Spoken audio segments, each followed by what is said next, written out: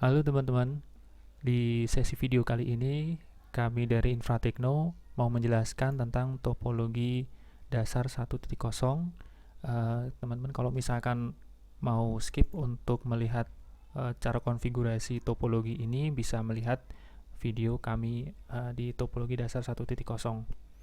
Oke, di topologi ini atau di sesi video kali ini kami akan menjelaskan secara lebih konkret topologi ini, kemudian dia dipakainya di mana dan apa ya, mungkin tantangannya atau kendalanya di mana. Baik, yang pertama, misalkan di sebuah instansi, biasanya topologi ini banyak dipakai di instansi-instansi atau jaringan skala kecil hingga menengah, yaitu si instansi itu dia berlangganan internet ke sebuah ISP, sebut saja ISPA gitu ya. Contohnya misalkan kalau di Indonesia itu banyak seperti Bisnet, kemudian ada Moratel, ada Telkom, ada Telkom Astinet ya biasanya. Kemudian ada apa lagi? IndiHome, kemudian dan lain sebagainya. Nah, dari ISP itu biasanya dia memberikan alokasi IP public ataupun juga kadang kalau untuk paket-paket yang home itu kita mendapatkan IP private. Nah, IP itu nanti konfigurasinya ada dua macam. Yang pertama diberikan IP statik atau bisa juga kadang kita mendapatkan IP secara dynamic. Untuk di topologi kali ini kita asumsikan kalau kita mendapatkan IP public statik ya, atau IP private statik. Kalau untuk yang di topologi kali ini kita menggunakan IP private statik ya. Untuk jaringannya sendiri, misalkan ini dari ISPA 10.100.1/24 adalah merupakan gateway dari jaringan dari ISP ya. Kemudian untuk perangkat di sisi klien nanti bisa dipasang ke 10.100 dengan IP 10.100.1.102/24. Meskipun kalau di lapangan itu biasanya nggak sampai /24 ya, biasanya cuma /30 atau /29 atau /28 itu udah banyak banget itu. Kemudian bisa juga kadang si router ini harus dial PPP membuat interface PPPoE. Ada juga dengan interkoneksi tunnel lainnya. Kemudian di sebuah instansi itu biasanya menggunakan router yang nantinya akan dipakai sebagai gateway atau dia jembatan antara network internet ke network lokalnya. Nah, di saat ini yang paling banyak untuk router-router CPE atau Customer Premise Equipment itu mulai dari Mikrotik. Yang pertama itu kalau dari pengalaman kami, untuk peringkat pertama yang prioritas paling banyak dipakai di sisi instansi atau di sisi customer adalah perangkatnya Mikrotik. Bisa mulai dari Mikrotik versi 750, kemudian versi 450G, kemudian apalagi ya, router 1100 AX2, CCR dan sebagainya. Seperti di sini yang paling banyak ini di router indoor. Oke, nanti bisa teman-teman juga bisa lihat guys. Ini kami hanya memberikan informasi sekilas saja. Daftar router-router di produk lainnya Mikrotik. Bisa juga untuk router-router itu kayak seperti Cisco, ISR, kemudian ada Juniper juga. Dia pakai Linux yang difungsikan sebagai router gitu. Cuman untuk di topologi kita kali ini kita menggunakan router Mikrotik. Seperti itu. Untuk router Mikrotik bebas karena cara konfigurasinya sama ya, meskipun berbeda hardware-nya. Oke, kemudian untuk jaringan lokalnya sendiri, dia terdiri dari dua jaringan utama. Jaringan pertama dia untuk LAN atau regular network access ya. Regular jaringan reguler lah. Jadi dia terdiri dari beberapa komputer yang dimana beberapa komputer ini terhubung ke sebuah switch. sebelum menuju ke router. Untuk switchnya sendiri kebanyakan untuk network skala kecil sampai menengah itu masih menggunakan unmanaged switch seperti merek-merek TP-Link. Kita coba sambil googling ya, unmanaged switch, misalkan TP-Link. Oke, nah ini biasanya untuk skala kecil masih menggunakan switch TP-Link seperti ini, 5 port, 8 port sampai 24 port seperti itu. Dikarenakan satu, harganya dari sisi harga lebih murah ya kalau pakai unmanaged, dan sisi nggak perlu ribet juga, nggak perlu disetting gitu kan, karena kebanyakan untuk instansi atau skala menengah hingga kecil hingga menengah itu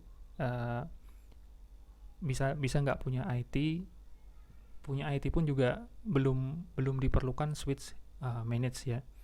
Jadi masih pakai switch unmanaged. Ada juga switch yang sekarang banyak digunakan merek dari Tenda, D-Link, kemudian apalagi ya, Tricom dan sebagainya. Nah, untuk kasus kita kali ini switchnya unmanaged, terdiri dari 8 port, kemudian otomatis dia hanya jalan di satu VLAN yang sama ya untuk tiap portnya. Itu ya, jadi antara port gigabit 00 hingga 01, 02 ini satu jaringan yang sama. Oke, sebelum itu kami mau jelaskan untuk networknya sendiri. Di LAN ini dengan alamat network 192.168.1.0/24 untuk interface Ether 2 pada router yang merupakan gateway untuk jaringan LAN-nya ini menggunakan IP 192.168.1.1/24 seperti itu. Kemudian untuk jaringan lokalnya sendiri, ini di topologi kita bikin contoh ada 2 jaringan komputer ya. Untuk IP-nya sendiri, untuk PC admin yang nantinya itu ditargetkan adalah si administrator atau IT jaringannya yang biasa untuk dia melakukan konfigurasi pada router.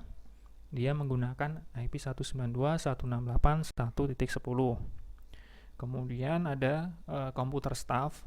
Mungkin ada beberapa komputer staff termasuk nanti dalamnya juga ada laptop atau device lain, cuman ini diwakili oleh satu komputer staff dengan IP 192.168.1.20 seperti itu. Nah, untuk jaringan lokalnya seperti itu. Kemudian untuk sistem operasi komputernya sendiri menggunakan PC Windows 10 Pro, baik admin maupun staff. Untuk jaringan LAN yang satunya lagi, dia merupakan jaringan untuk server. Targetnya nanti kami juga akan membuat sebuah file server. Dia base-nya Ubuntu 18.06 LTS atau yang seri 18 LTS ya. Dengan alamat jaringan 192.168.2.0/24. Untuk gateway di jaringan LAN yang kedua ini 192.168.2.1 yang terpasang di Ethernet 3 router. Kemudian untuk file servernya sendiri akan dipasang pada IP 192.168.2.10. Satu interface ya. Untuk file servernya satu interface. Mungkin itu apalagi ya. Oh ya, untuk kita kembali ke router dulu. Routernya itu kalau di spesifikasi ya, teman-teman bisa baca juga. Untuk router itu dia menggunakan MikroTik router OS versi 6.4. Kalau nggak salah 6.45.9. Karena dia CHR ya. Kita pakai image-nya CHR, Cloud Host Router. Untuk routernya sendiri mau kita pakai CHR di kasus ini, di lab ini, karena kita pakai virtual maupun kita pakai router beneran, itu nanti sama ya, cara konfigurasinya segala macam itu sama.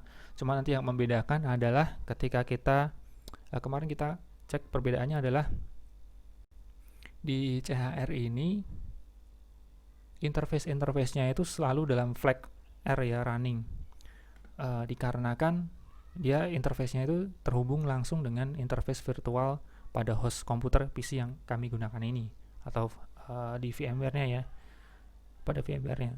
Jadi flagnya selalu R. Oke, nggak masalah ya itu ya.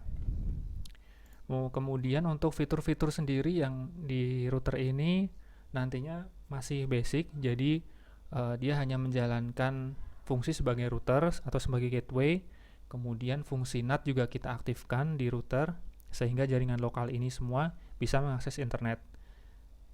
Karena kita aktifkan NAT di sini ya. Untuk IP private di jaringan lokal bisa mengakses internet karena kita aktifkan fitur NAT-nya.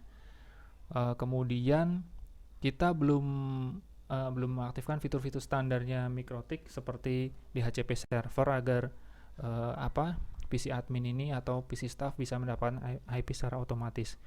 Kenapa nggak diaktifkan sih bang gitu kan? Jadi kita mau benar-benar untuk topologi dasar 1.0 ini benar-benar topologi yang memang basic sekali. Konfigurasinya hanya dasar yang kita emang benar-benar meminimalisasi step-stepnya konfigurasi. Yang penting ini jalan dulu aja. Nanti untuk konfigurasi variasi seperti DHCP, DNS server dan sebagainya itu di video selanjutnya. Kemudian oke. Oh ya, untuk topologi ini goalnya sendiri pertama router dapat terhubung dengan internet. Nah, kemudian yang kedua PC admin dan staff dapat mengakses internet. Oke. Jadi pertama routernya harus bisa mengakses internet. Dia bisa ping ke ISP, dia bisa ping ke google.com, bisa ping ke cisco.com, bisa ping ke facebook.com, bisa ping ke youtube.com dan sebagainya. Kemudian setelah goal pertama ini berhasil, kita lanjut ke konfigurasi, menyiapkan konfigurasi agar si komputer-komputer pada klien lainnya ini juga bisa mengakses internet. Nah, dari dua goal ini sudah kita bahas konfigurasinya di video penjelasan. Nanti bisa dicek sendiri di bagian atas ini ya. Nanti kita sertakan atau di bagian deskripsi kalau misalkan nggak ada. Kita sertakan linknya. Cara-cara step by stepnya konfigurasi dimulai dari PC admin ini ya. Dari PC admin nanti melakukan konfigurasi ke router biar bisa si router ini ngakses internet. Itu. Kemudian untuk yang goal ketiga ini kan PC admin dan staff dapat berbagi file melalui file server. Ini nanti akan kita pisahkan ke video yang lain, sesi terpisah ya. Jadi belum kita bahas dulu di video yang konfigurasi pertama ya. Ini nanti karena ini pasti agak lama cara setupnya, kemudian agar bisa diakses ini kayaknya akan lebih baik kalau kita pisahkan pada video seri yang lain. Mungkin itu dulu. Apalagi yang kurang ya? Apalagi? Oh iya, untuk CHR karena kita menggunakan versi free ya, free license, maka untuk internet aksesnya hanya bisa dilalui traffic 1 Mbps. Interface-nya tidak bisa dilewati lebih dari 1 Mbps. Maka dari itu sebenarnya nggak apa-apa sih, karena di seri konfigurasi dasar ini kan kita belum ngetes secara performa ya, speed test seperti apa, bagian bandwidth itu nanti seperti apa, kita belum mengarah ke sana. Jadi nggak ada masalah harusnya untuk internet akses ini. Soal performa kita belum nanti di seri video yang lain deh mungkin itu. Jadi nggak ada masalah untuk speednya di limit 1 Mbps itu. Mungkin itu. Terus apalagi ya, teman-teman kalau misalkan tanya ini labnya pakai apa sih, lab virtualnya ini kita pakai ifng, EMU kalau nggak salah kepanjangannya Emulated Virtual Environment Next Generation gitu ya. Jadi kita bisa mensimulasikan cloud ini sebagai akses upstreamnya internet, kemudian routernya pakai MikroTik, file servernya kita pakai Linux, kemudian switchnya kita bisa pakai Cisco, adminnya bisa pakai Linux atau Windows. Bisa juga kita tambahkan dengan perangkat-perangkat lain ya, karena di ifng ini udah mendukung banyak banget appliance virtual. Bisa kita download baik yang open source maupun yang license. Seperti itu. Semoga video ini bisa dapat dipahami, kemudian bermanfaat juga. Kalau teman-teman dirasa ada yang ingin ditanyakan atau ada keterangan kami yang kurang, silahkan tuliskan di kolom komentar. Mohon maaf jika ada kesalahan ya. Oke, mungkin itu dulu. Terima kasih. Assalamualaikum.